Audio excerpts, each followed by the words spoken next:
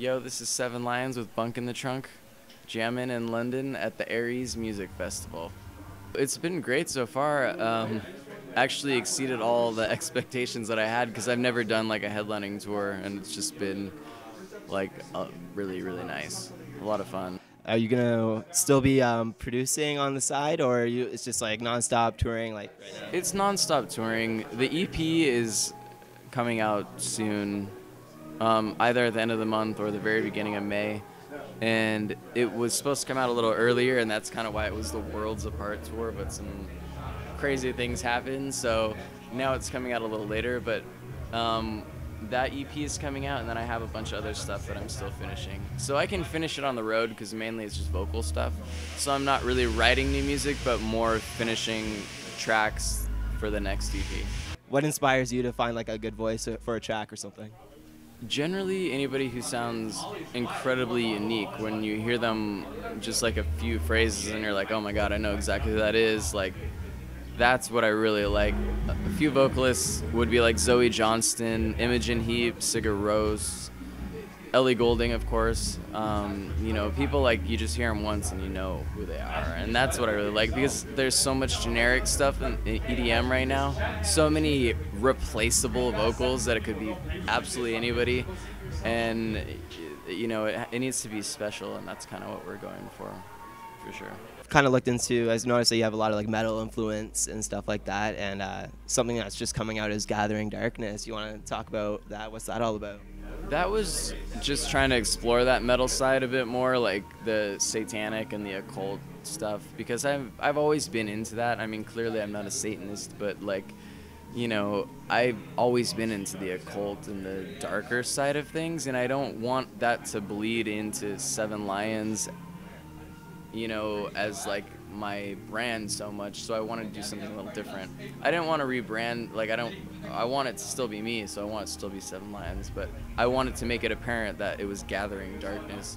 So the Gathering Darkness is like kind of a separate brand that will be, if I do another a really dark song, it'll be Gathering Darkness. So, you know, I had a lot of fans freak out and be like, oh my god, your new stuff, this is what you're gonna be like forever, and oh my god, you're a Satanist, and blah blah blah. And it was hilarious because like people like that, I don't mind if they really kind of don't like me anymore, because they're clearly so close-minded that they don't understand that like I want to do whatever I want to do. I'm not gonna just be like euphoric dubstep for the rest of my life, you know. But you know, it is what it is. You did a remix competition. That was really interesting. I'm sure that was a good way to meet other people. Yeah, so is that something you could think about doing in the future? Maybe like another remix competition for the World Apart EP or something? Always support that because it was such a huge thing for me. Like, I will always support remix competitions. Like, I would love to do that for every EP that comes out, because why wouldn't I? I mean, like, that changed my life so much. To give that opportunity to somebody else is like, I mean, that's a great thing. So I will definitely continue to do that. I mean, it might not always be Beatport because I think they might get sick of me always coming for them for remix competitions, but if they want me to do it, I would totally be down for sure. Moving on from, I guess, like your music, talk about your live show. I just like kind of went insane when I heard you were just like playing trap. I heard like Get Low, Master Blaster, and then all of a sudden I'm hearing like some dirty hard electro, some drum and bass, some just all over the place genre-wise, and that's what I love about like a live performance. So is that what we can expect like on your tour, like your live show? Yeah, I mean, I'll always play a lot of different stuff. And it's interesting because some crowds you can tell like they'll be like, oh, I love drum and bass, and some crowds are like, what is that?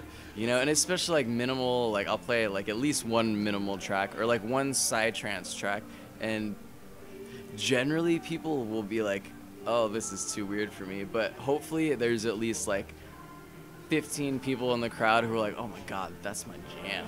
And then they go look up that genre and they're like, just like, oh my god, there's so much cool music that's, you know, they've never heard before. And I really like playing a lot of different stuff because sometimes people haven't heard it before. So you play like a lot of new tunes. Do you have like any unreleased stuff that you've been testing out? Oh yeah, definitely stuff off the new EP. Like I played 2 off the new EP tonight, The Worlds Apart and Don't Leave. The Ellie Goulding track was the one that I closed with. So yeah, I mean it's nice to play those tracks, but I can't wait till they come out until everybody knows the lyrics, because when they sing along, it's just like you know. I feel like the culture has kind of shifted a bit to when I was going to parties, because when I used to go to parties and hear a song that I hadn't heard before, I'd be like, this is amazing, you know? But now it's like you can tell the crowd, they're like, they want to hear what they know, which it's a shift, because like, you know, you play something like Clarity and they're super stoked, and that's cool, whatever. They know the song, they like to sing along, but it's different than it used to be, for sure. You have to be a crowd-pleasing DJ, but at the same time, you have to switch it up and like play that new stuff and yeah, take risks, right? Oh, 100%. I mean, I know that I will never make everybody happy out there, and that's not my aim either. Like, that's just not important, because there's some people who really appreciate the diversity, and that's what's important. I feel like those are the people who are going to be listening to EDM for a long time. You know, they'll be into it because they like everything and they're expansive in their taste. So those are the people that I really try and please.